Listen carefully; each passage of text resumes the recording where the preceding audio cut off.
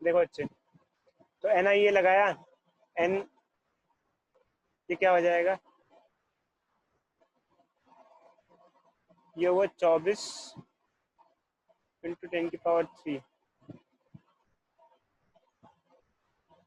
12 और 2 24 इंटू 10⁻³ -4 क्या आ गया, 2.4 एम्पियर मीटर स्क्वायर आ गया magnetic movement. Hello yes sir, वही आ रहा है। 0.96 आंसर आ रहा है सर।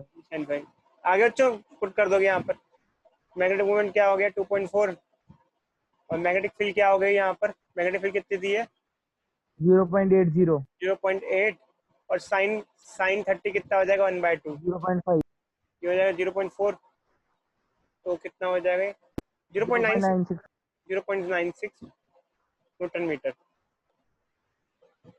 कोई डाउट किसी बच्चे को, या अलग से करके दिखाना है तो बोलो बच्चों। No sir, no sir, no doubt. वैसे इसमें कुछ है नहीं बच्चों करने लायक, तो आप लोग वैसे भी कर सकते हो। NIA लगा दिया, मिटा दे इसको, आगे बढ़े। हेलो चलो बच्चों आगे बढ़ते हैं।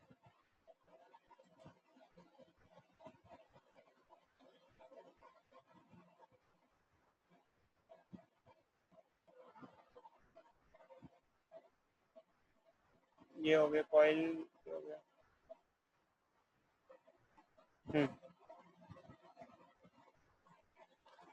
देखो बच्चों, जब हमारे टॉपिक खत्म हो जाता है तो हमारा नेक्स्ट टॉपिक आता है, एक नया सा टॉपिक आता है, इसे कहते हैं magnetic dipole movement of revolving electron. Actually क्या होता है, जब चैप्टर की स्टार्टिंग की थी तो मैंने आपको बताया था कि सबसे स्मॉलेस्ट मैग्नेट क्या होता है, कौन होता है, एटम।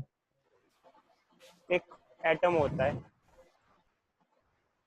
तो हमारा काम भी यही होता है कि हाइड्रोजन एटम का मैग्नेटिक मूवमेंट निकालो सबसे, जैसे एक तरीके से करंट कैरिंग कॉइल का हमने मैग्नेटिक मूवमेंट निकाला, क्या आया NIA आया।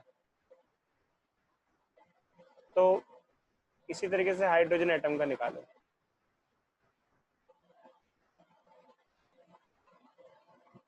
निकालते हैं।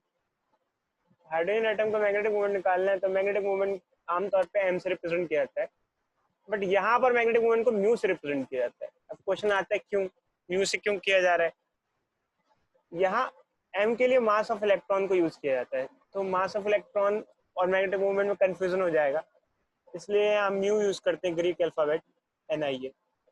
इलेक्ट्रॉन में तो एक ही टर्न होता है, नंबर ऑफ टर्न 1 ले लेंगे, I/A ले लेंगे। करंट क्या होता है, जो इलेक्ट्रॉन का खुद रोटेशन होता है वही एक तरीके से करंट कहलाता है। जो इलेक्ट्रॉन खुद ही चक्कर काट रहा है वो एक इस सर्कुलर पाथ में, वही करंट कहलाता है। करंट क्या होता है, फ्लो ऑफ चार्ज। तो ये इलेक्ट्रॉन है वो, करंट क्या होता है, चार्ज बाय टाइम। तो चार्ज हो गया खुद पे इलेक्ट्रॉन का चार्ज, टाइम कितने टाइम में कंप्लीट करे एक राउंड, टाइम पीरियड, इसे टाइम पीरियड कह देते हैं, ऐसा ले लेते हैं करंट को।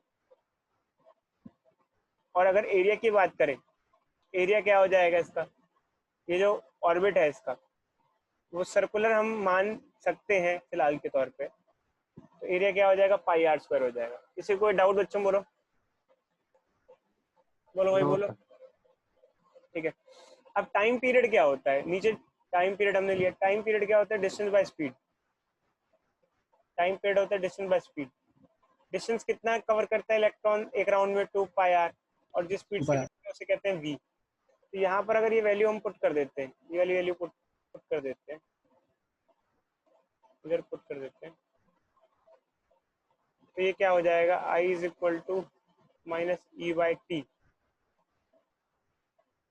क्या हो जाएगा t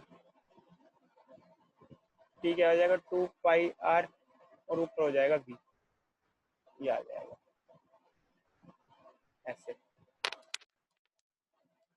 समझे बच्चों या नहीं समझे। अब I की वैल्यू कहाँ पुट करनी है, बाकी दोनों वैल्यू सब म्यू में पुट कर दो, इसमें पुट कर देंगे। I क्या हो जाएगा हमारा -EV/2πr, और एरिया हो जाएगा πr²। ठीक है, पाई से पाई कट जाएगा, एक आर से एक आर कट जाएगा, आर आ जाएगा। म्यू इज इक्वल टू क्या आ जाएगा, माइनस EV/2 हो जाएगा। कोई डाउट? हेलो, माइनस ना लगाओ या नहीं लगाओ फिलहाल मैटर नहीं करता है, तो डायरेक्शन के लिए होता है, आपको बताएंगे बाद में। वैसे हमने माइनस साइन यूज किया, ना भी यूज करो तो चल जाएगा। किसी को कोई डाउट है इसको लेके बताओ। Hello, no sir. अब चक्कर क्या है, ये मैग्नेटिक मूवमेंट आया, किसका मैग्नेटिक मूवमेंट आया फिर से एक बार देख लो, क्योंकि कई बच्चों को ध्यान नहीं रहता कि हम कर क्या रहे हैं। ये मैग्नेटिक मूवमेंट है एटम का, या जैसे एटम का बोलो या इलेक्ट्रॉन का ही बोल लो, क्योंकि हाइड्रोजन एटम में एक ही इलेक्ट्रॉन होता है, उसका मैग्नेटिक मूवमेंट हम निकाल रहे हैं। बाकी का हम नहीं निकाल सकते क्योंकि कॉम्प्लेक्स होता है, उसमें नंबर ऑफ इलेक्ट्रॉन ज़्यादा होते हैं, तो उसको सिंप्लीफाई करना पॉसिबल नहीं होता है। इतना सिंपल फिजिक्स मैथ से नहीं हो सकता है, ध्यान रखना। जितना अब हम ये देख रहे हैं, तो यहाँ तक मैग्नेटिक मूवमेंट आ जाता है हाइड्रोजन एटम के केस में। हाइड्रोजन एटम क्यों पढ़ रहे हैं, बाकी क्यों नहीं पढ़ रहे? सबसे बेसिक होता है, हाइड्रोजन एटम को स्टडी करना सबसे आसान होता है, क्योंकि उसमें एक ही इलेक्ट्रॉन होता है, ज़्यादा इलेक्ट्रॉन होते नहीं है, तो ज़्यादा मतलब अच्छी नहीं होती। फिर आगे क्यों पढ़ रहे हैं, अब आगे क्या पढ़ने वाले हैं? देखो अच्छे सब कुछ आ गया है, बट फिर भी हमें कुछ नई चीज करनी है। क्या करना है? इसको मास ऑफ इलेक्ट्रॉन से मल्टीप्लाई डिवाइड कर दो। अब क्वेश्चन है क्यों करो? तो अच्छा खासा मैग्नेटिक मूवमेंट आ गया है, तो उसको हम सिंप्लीफाई कर, क्या क्या नीड है सिंप्लीफिकेशन की? क्योंकि उसको हमें किसी दूसरी टर्म्स में लाने की कोशिश करनी है। जैसे कि क्या, जैसे कि एक्चुअली क्या होता है, mass into velocity into radius, MVR, angular momentum होता है। हमने अपनी 11th क्लास में पढ़ा था कि mass into velocity into radius angular momentum होता है। तो हमने यहाँ पे क्या किया कि मास से मल्टीप्लाई डिवाइड किया, इससे mass into velocity into radius ऊपर आ गया, इससे उसको हटा के हम एंगुलर मोमेंटम लिख सकते हैं। तो इसको इस तरीके से लिखा जा सकता है। नॉर्मली स्केलर फॉर्म में ऐसे लिख सकते हैं, अगर वेक्टर फॉर्म में लगाना है तो साइन भी यूज कर सकते हैं, ऐसे वेक्टर साइन, और फिर नेगेटिव साइन यहाँ यूज कर लो तो ज़्यादा बेटर रहेगा, जो कि मैंने ऊपर यहाँ एलिमिनेट कर दिया था, यहाँ हटा दिया था। वो नेगेटिव साइन यूज कर सकते हो। उस नेगेटिव साइन का कोई खास सिग्निफिकेंस नहीं है, बस ये सिग्निफिकेंस ये है कि एल वेक्टर जो है, जो कि इसे हम एंगुलर मोमेंटम कहते हैं, और जो म्यू वेक्टर है जिसे कि हम मैग्नेटिक मोमेंट कहते हैं, उनकी डायरेक्शन एक दूसरे के अपोजिट है। अच्छा क्या है क्या नहीं है फिलहाल अभी आपका लेना देना नहीं है, तो ज़्यादा इसके चक्कर में मत पड़ना। बस आपको किसी भी वेक्टर क्वांटिटी में ये मालूम होना चाहिए कि अगर बीच में माइनस साइन आ रहा है रिलेशन में, तो ये बताता है कि ये वाली वेक्टर क्वांटिटी इसके अपोजिट डायरेक्शन में। कोई डाउट बच्चों? Hello, no sir. ठीक है। तो देखो अच्छा, ये हमारे पास यहाँ तक एक्सप्रेशन आ जाता है।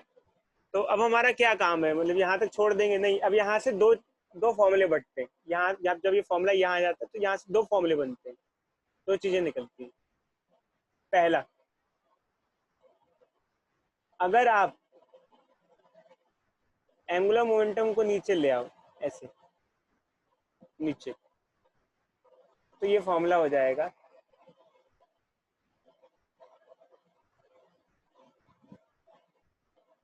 ये फॉर्मूला ही हो जाएगा। ये क्या हुआ, ये किसका रेशियो हुआ? अगर दिखाया तो रेशियो हुआ, ratio of magnetic momentum angular momentum. Magnetic moment and angular momentum, magnetic moment and angular momentum.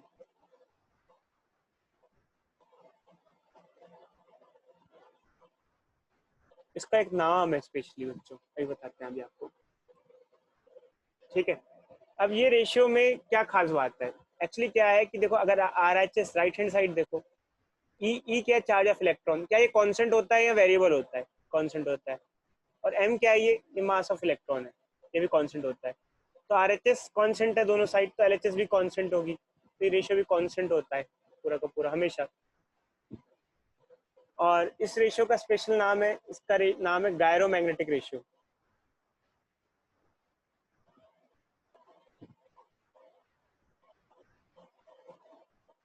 ये इसका नाम दिखा देते हैं अच्छा आपको। अब इसके बारे में बताते हैं होता क्या है, मतलब इसकी एक्चुअल कहानी बताते हैं होता क्या है, क्या कॉन्सेंट है, क्या वेरिएबल है, क्या चक्कर क्या है।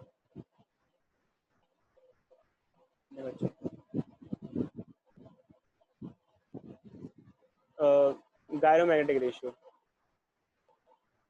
इसकी वैल्यू लिखी हुई है, नोट्स में दी हुई है, ये रही, ठीक है। अच्छा ये आ गया, गायरोमैग्नेटिक रेशियो। अब देखो बच्चे आगे का क्या चक्कर है, समझ में आ रहा है बच्चों? अब मेन बात ये गायरोमैग्नेटिक रेशियो है क्या, मतलब इसको समझो। एक्चुअली क्या होता है बच्चों, जैसे हाइड्रोजन एटम है, और ध्यान से सुनना, उसके अंदर एक प्रोटॉन होता है, उसके अंदर ये एक इलेक्ट्रॉन होता है। आमतौर पे आपको पता होगा कि शेल तो बहुत सारे होते हैं, बट इलेक्ट्रॉन ग्राउंड स्टेट में मान लो है। ग्राउंड स्टेट मतलब है ना बच्चों, ग्राउंड स्टेट मतलब कि अपने फर्स्ट ऑर्बिट में है, ठीक है। तो ये है, आपको पता है, आपको शायद पता हो, या केमिस्ट्री पढ़ा आपने कि इलेक्ट्रॉन कई बार एक्साइट होकर ऊपर वाले शेल में जंप कर जाता है। मान लो यहाँ से कूद के यहाँ जंप कर गया। ये समझ में आ रहा है बच्चों? किसी कोई डाउट इसमें? Yes.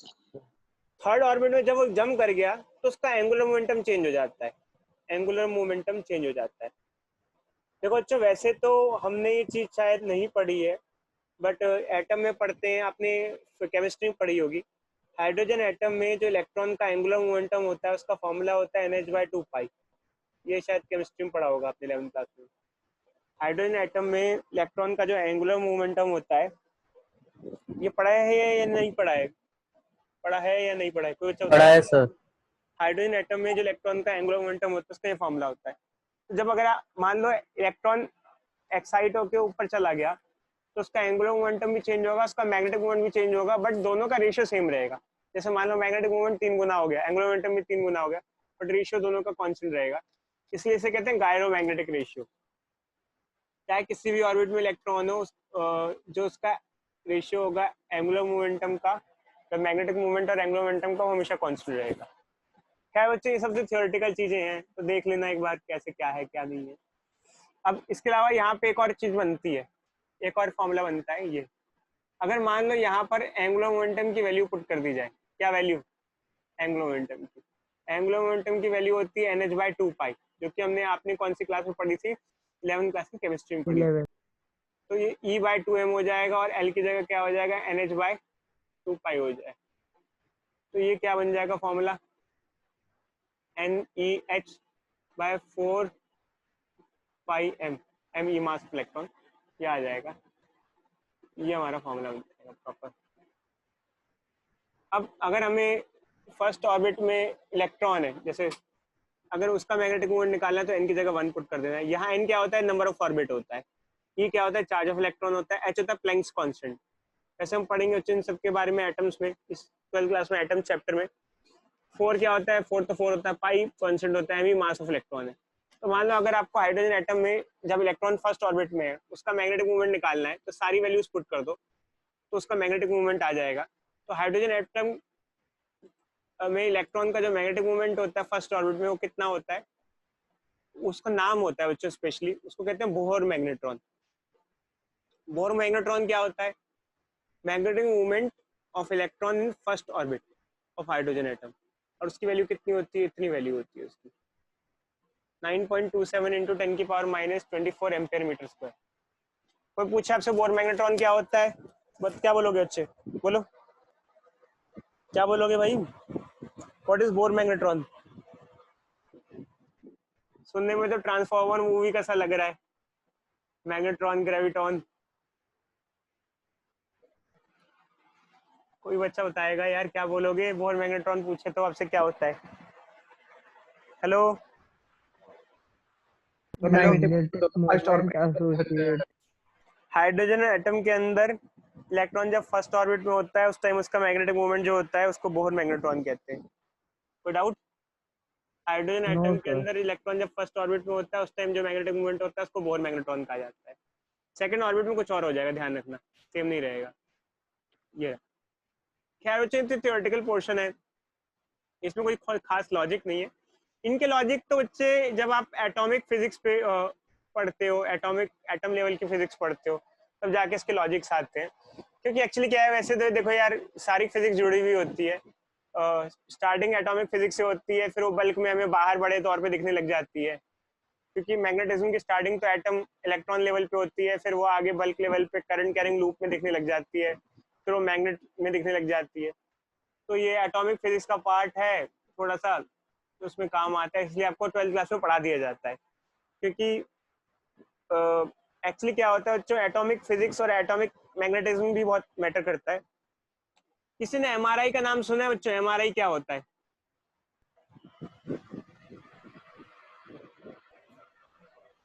क्या सर वो सर? स्कैन वाली। हाँ, एमआरआई। एमआरआई ये बच्चे बॉडी सर में मैग्नेटिक रेजोनेंस इमेजिंग के सर। Magnetic resonance imaging. आपको क्या लग रहा है उसमें कौन सी चैप्टर का कॉन्सेप्ट यूज होता होगा एमआरआई में? एमआरआई किस लिए करते हैं सर पहले? मैग्नेटिज्म का। मैग्नेटिज्म का यूज करते हैं। एक्चुअली क्या होता है बच्चे, बहुत सारे हमारी जो बॉडी। मेडिकल लाइन है उसमें बहुत सारे टेस्ट होते हैं। जैसे क्या क्या सर कोई मेटल यूज होता है ना, शायद पोटेशियम वगैरह ऐसी कुछ यूज होता है। वो तो हम बताते हैं, बट पहले आप ये बताओ कि आपने कई सारे जैसे टेस्ट होते हैं, कौन कौन से टेस्ट हो गए? जैसे एक्सरे हो गया एक,